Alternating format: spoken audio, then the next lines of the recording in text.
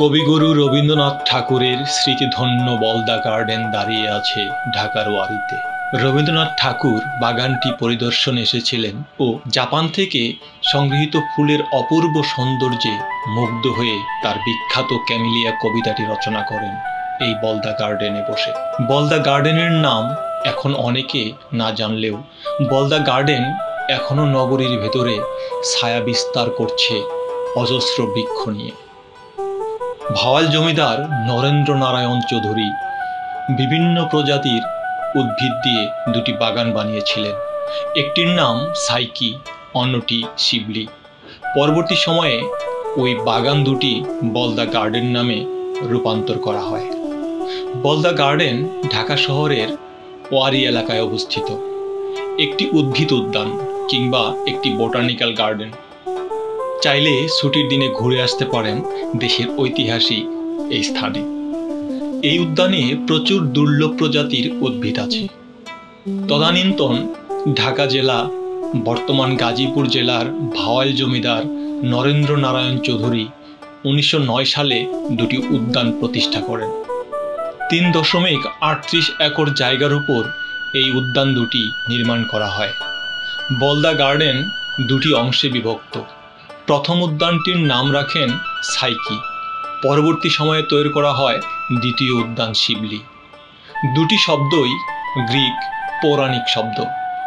Psyche অংশের প্রধান আকর্ষণ হচ্ছে নীল, লাল, সাদা, হলুদ জাতের শাপলায় ভরা অনেক শাপলা হাউস, বিরল প্রজাতির বিদেশি ক্যাকটাস, অর্কিড, অ্যান্থুরিয়াম, বিচিত্র বকুল, আমাজন লিলি ও সুড়ঙ্গ সহ একটি ছায়াতর ঘর।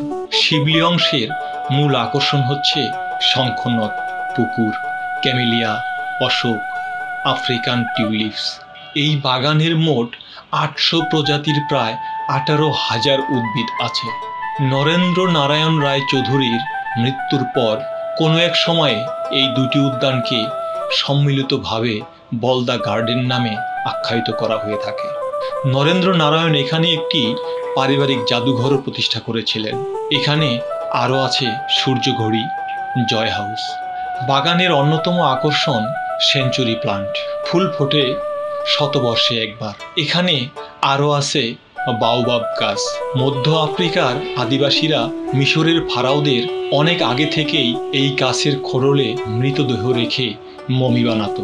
বিখ্যাত এই গার্ডেনের মালিক ছিলেন জমিদার নারায়ণ চন্দ্র চৌধুরী। 19 শতকের শেষের দিকে এটি ছিল বলদার সেই জমিদারের বাগান বাড়ি, যা তখন ঢাকার উচ্চবিত্তদের সাংস্কৃতিক কেন্দ্র হয়ে উঠেছিল। নিয়মিত সেখানে বসত গান বাজনার আসর। ধারণা করা হয় বলদা নাম থেকেই বলদা গার্ডেনের নামকরণ হয়েছে। জমিদার নারায়ণ চন্দ্র চৌধুরী পৃথিবীর বিভিন্ন দেশ থেকে নানা রকম ফুল গাছ ও অন্য অন্য উদ্ভিদ এনে রোপণ করেছিলেন নিজের তৈরি এই গার্ডেনটিতে। বলদা গার্ডেন প্রকৃতপক্ষে ফুল ও উদ্ভিদের একটি মিউজিয়াম, তবে সত্যিকারের একটি মিউজিয়ামও ছিল বলদা গার্ডেনে। তাতে কয়েকটি ধাতব মূর্তি ছিল। বলদা গার্ডেনে যেমন দেশ বিদেশের বিভিন্ন উদ্ভিদ আছে, ঠিক তেমনি দেশ বিদেশের খ্যাতিমান লোকেরা বলদা গার্ডেন দেখতে আসতেন। এখনো বলদা গার্ডেন নিয়ে ঢাকাবাসীর আগ্রহের কমতি নেই। রবীন্দ্রনাথ ঠাকুরও বলদা গার্ডেন পরিদর্শন করেছিলেন। তখন তিনি এই গার্ডেনের বহু বিদেশি ফুলের বাংলা নামকরণ করেছিলেন।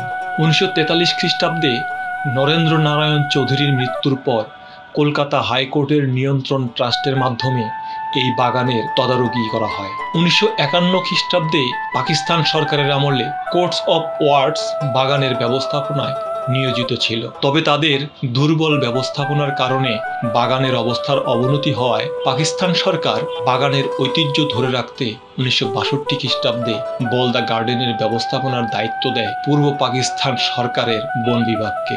বর্তমানে এটি জাতীয় উদ্যান কিংবা বোটানিক্যাল গার্ডেন নামে পরিচিত।